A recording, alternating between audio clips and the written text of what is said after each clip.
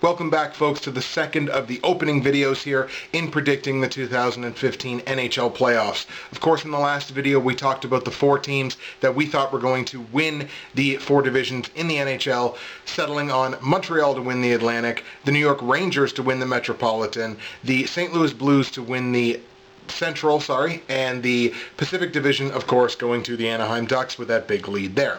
Now's the important one. Now it's time to talk about what teams I think are going to make the playoffs, what teams I think are going to miss the playoffs, and predict the first round matchups in the NHL playoffs. So here we go. We started in the Western Conference last video. We're going to start in the East, and I think what we'll do here is just quick go through the loop of the teams that, of course, we absolutely know are not going to make the playoffs. So if we're looking at the Eastern Conference, really it's the usual suspects here from all season. Carolina, not making the playoffs. Columbus, not making the playoffs. Buffalo, definitely not making the playoffs. Absolutely tanking for Connor McDavid. And unfortunately, no matter what anybody else might try to sell you, at this point, I don't even think they could make it statistically. The Leafs not making the playoffs. So, those are the teams we kind of get out of the way in the Eastern Conference. Now let's start talking about the teams that are kind of on the bubble there, teams that might have an outside shot at it, and whether or not they're going to make it. Starting in the Atlantic Division, we kind of established like the top three teams there, those being Montreal, Tampa Bay, and Detroit. I don't think there's going to be any problem with those three teams making the playoffs. Obviously for Montreal, I think they're going to win the division. Tampa Bay are going to give Montreal a run for their money all the rest of the season, so they are absolutely making the playoffs as well. And Detroit, barring a huge collapse, should absolutely make the playoffs as well, should crack 100 points. Now, we're talking about like Boston, Florida, and Ottawa. Those are kind of the three bubble teams that are in there. There's two of those three teams that I can essentially, unfortunately, guarantee are not making the playoffs. As much as I would love to see the Ottawa Senators make the playoffs, and as amazing as they've been playing since the Hamburglar started playing goal for them, now that Craig Anderson is back, I fear that it's going to be too much of a, well, you know, we got two great goaltenders and we're going to play them each and play them a certain amount and blah, blah, blah, blah, blah. You always stick with the hot-handed goaltender, and I think that's a mistake that Ottawa is going to make. I expect Ottawa to sit somewhere around 90 points by the end of it when it's all said and done. Unfortunately, I think Ottawa is going to miss out on the playoffs. Same goes for Florida and this ridiculous PR stunt of, come have a public tryout to be our backup goaltender. It's like, do you only have like three goaltenders in your whole system? It is what it is, which is a gigantic PR stunt.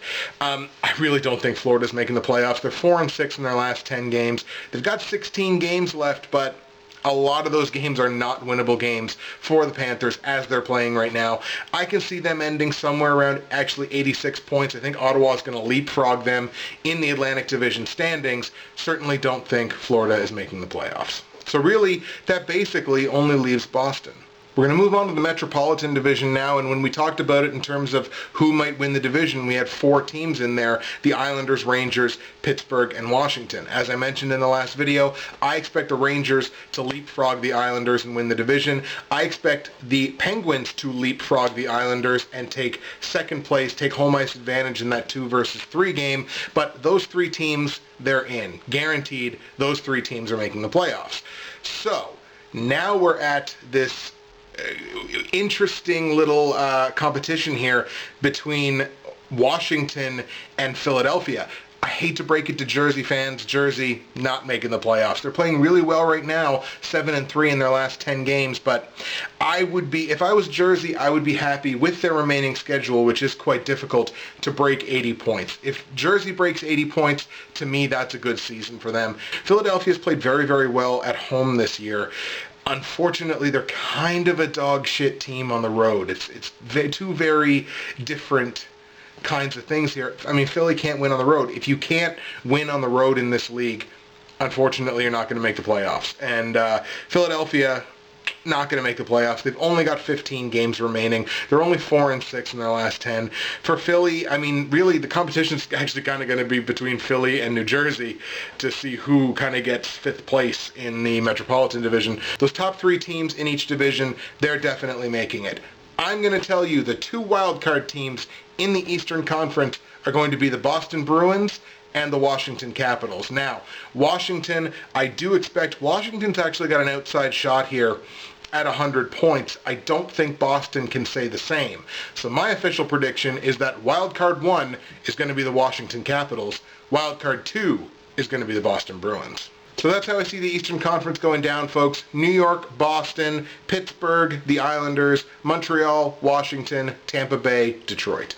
All right, folks, now let's take a look at the West, and we're going to do this the same way we did the East. We're going to start with the teams who obviously absolutely are not making the playoffs. Again, usual suspects here from the rest of the season. We're looking at Edmonton, who are still in the competition for Connor McDavid.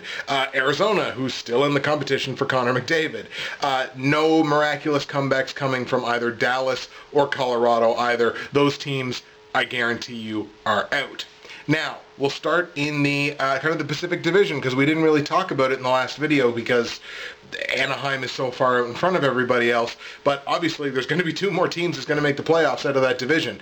So again, we're looking at Anaheim 1, Vancouver 2, Calgary 3, LA 4, and San Jose 5. Those last 4 teams are only separated by 6 points. So there's going to be a lot of competition in there as to who gets those 2 spots from the Pacific Division and whether any of those other teams make the playoffs.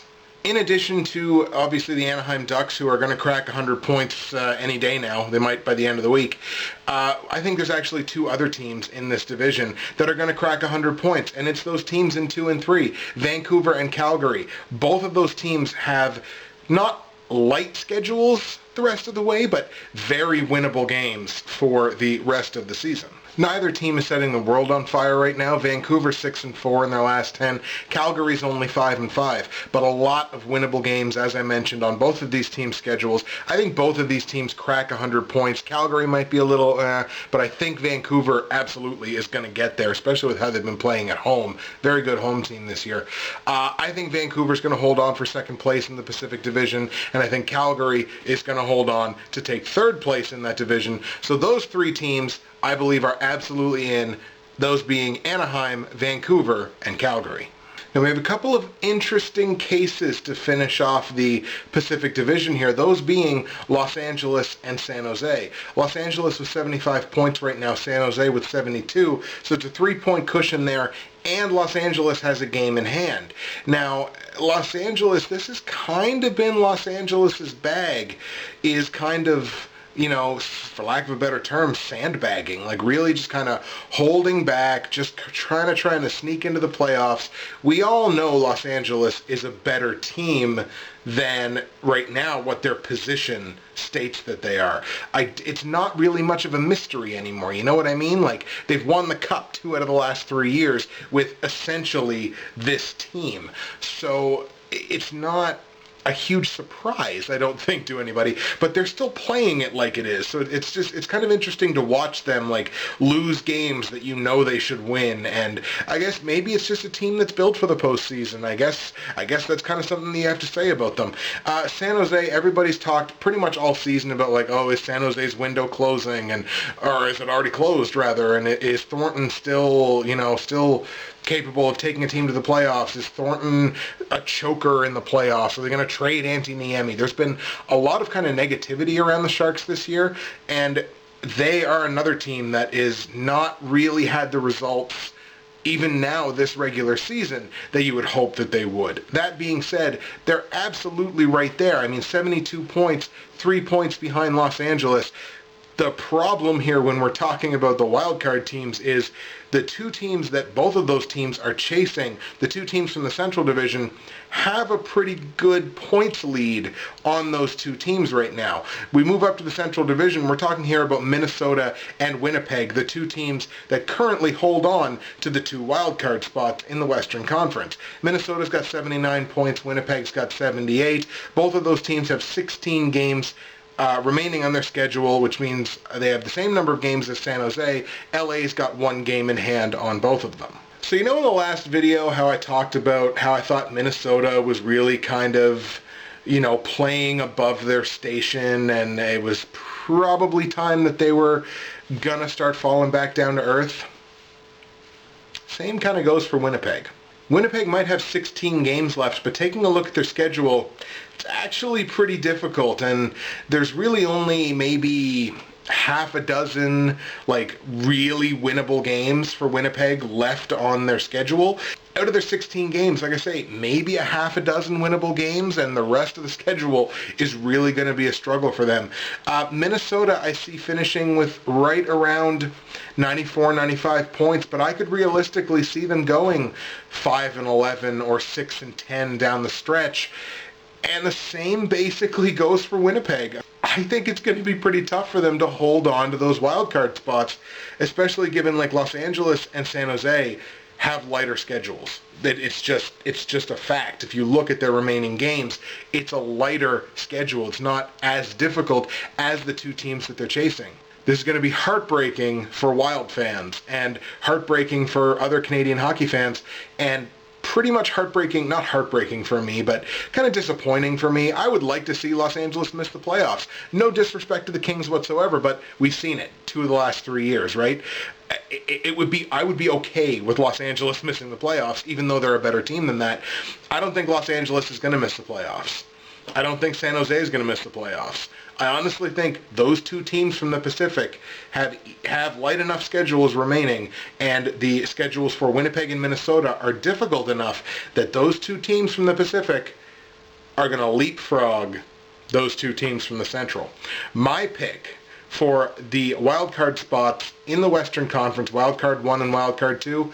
Wildcard 1, I think, is going to the Los Angeles Kings. Wildcard 2, I think, is going to the San Jose Sharks. I can see both LA and San Jose cracking 95 points with their remaining schedule. I can't say that for Minnesota and Winnipeg. I could see 93, 92, 91. Winnipeg maybe might struggle to hit 90, and it hurts me. I would love to see Winnipeg make the playoffs. Like Ottawa in the East, I would love to see that franchise make the playoffs. The way that I look at their schedule, I don't think it's going to happen. So, my official predictions for the first round matchups of the 2015 NHL playoffs in the Western Conference look like this.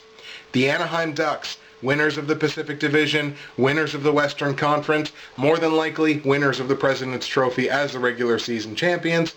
Anaheim taking on the Wildcard 2 team, which I'm predicting to be the San Jose Sharks. And in the 2 versus 3 series in the Pacific Division, I expect the Vancouver Canucks to play host to the Calgary Flames. My expectant Central Division champion, the St. Louis Blues, I expect will take on the Wildcard 1 team, which I believe will be the Los Angeles Kings.